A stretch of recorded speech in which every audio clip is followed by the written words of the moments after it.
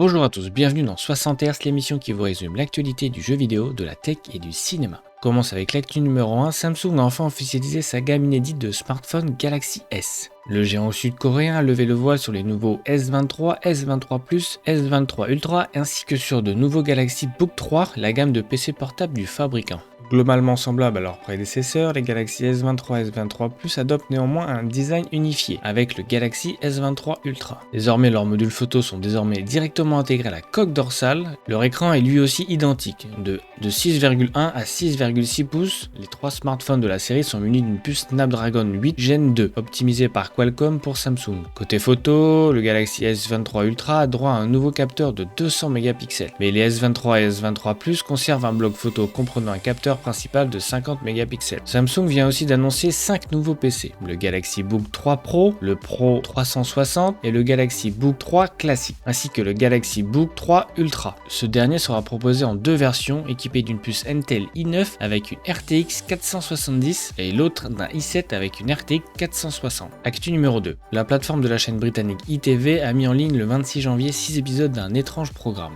Il s'appelle Deepfake Neighbor Wars, littéralement la guerre des voisins façon deepfake.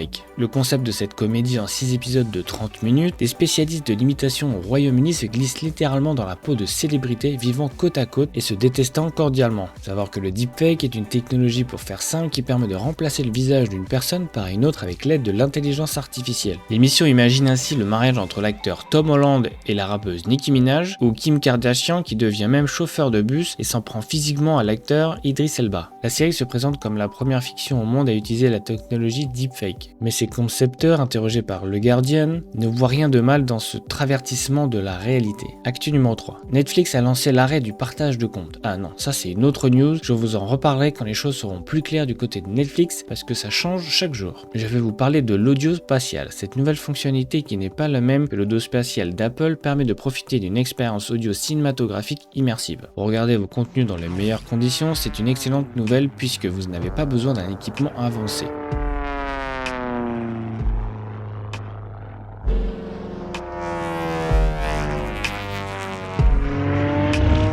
En ce mois de février 2023, Netflix accélère le déploiement de son audio spatial à l'ajout de plus de 700 titres dans son catalogue. Mais il faut être abonné à la formule Premium Netflix à 17,99 €.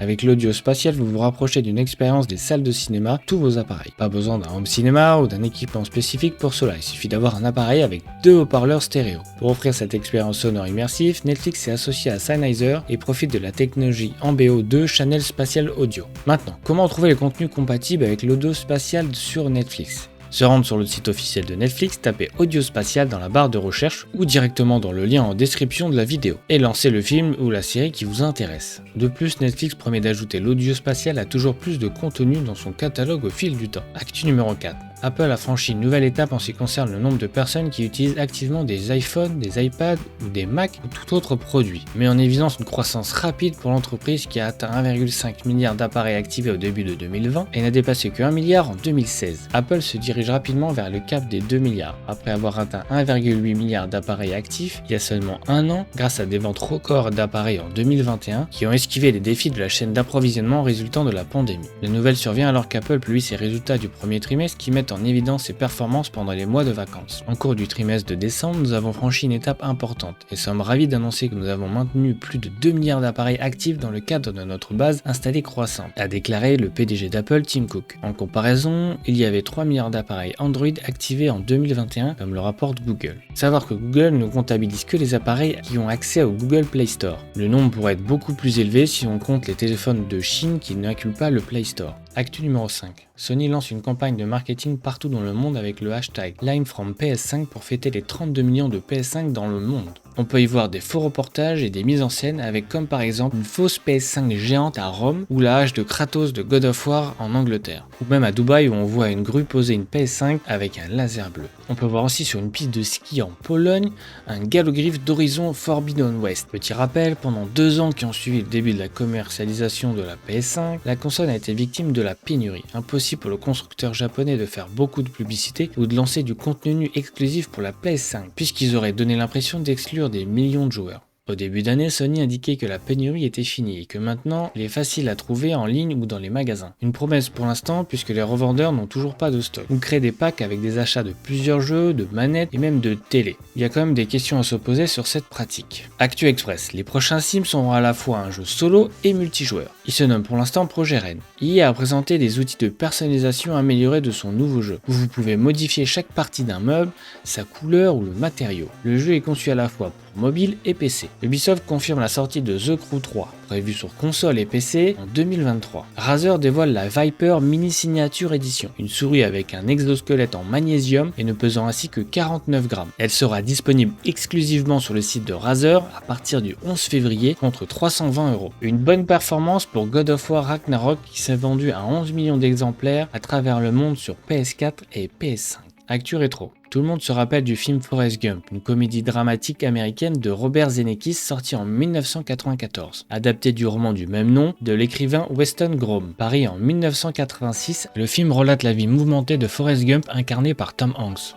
Un simple d'esprit originaire de l'Alabama qui se retrouve impliqué plus souvent involontairement dans les principaux événements qui ont marqué l'histoire des États-Unis d'Amérique entre les années 1950 et les années 1980. Forrest en était même parfois l'instigateur. Anecdote, il existe un remake du film en version indienne avec de bonnes critiques, je vous laisse les liens dans la description sous la vidéo. Mais pourquoi je vous en parle aujourd'hui? C'est parce qu'après 30 ans, Robert Zemeckis va réunir les deux acteurs, Tom Hanks et Robin Wright, pour son prochain film. La sortie de Her est prévue en 2024. L'histoire se déroule dans une seule pièce d'une maison de New Jersey, et ce sur plusieurs centaines de milliers d'années. Pour l'occasion, les acteurs sont rajeunis grâce à une technique d'intelligence artificielle. Robert Zemeckis explique sa démarche. J'ai toujours été attiré par la technologie qui m'aide à raconter une histoire. Le film ne fonctionnerait tout simplement pas sans que nos acteurs se transforment de manière transparente en des versions plus jeunes d'eux-mêmes. Le cinéaste salue l'intelligence artificielle de métaphysique qui permet selon lui de concevoir ce film ambitieux et émouvant. On passe à la question du jour. Trouvez-vous que la technologie d'IA comme le deepfake est une bonne chose pour la création, comme le cinéma, la série ou les jeux vidéo?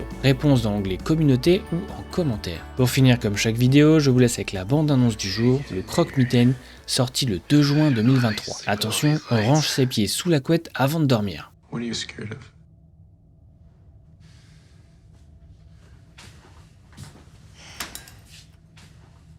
I don't see anything. Okay, monster check complete.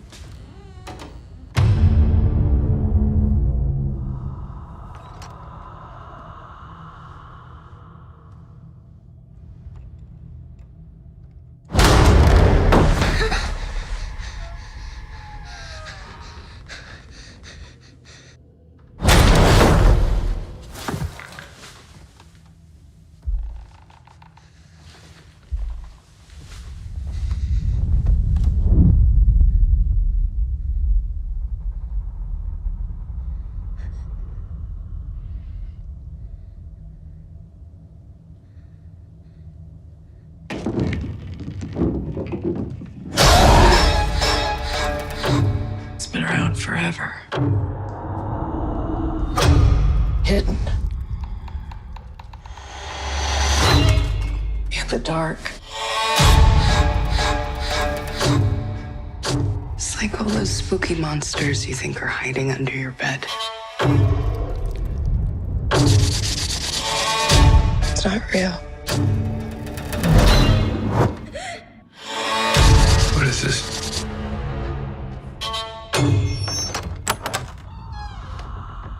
It's the thing that comes for your kids when you're not paying attention.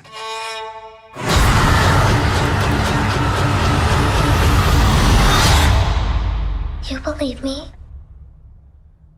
Don't you?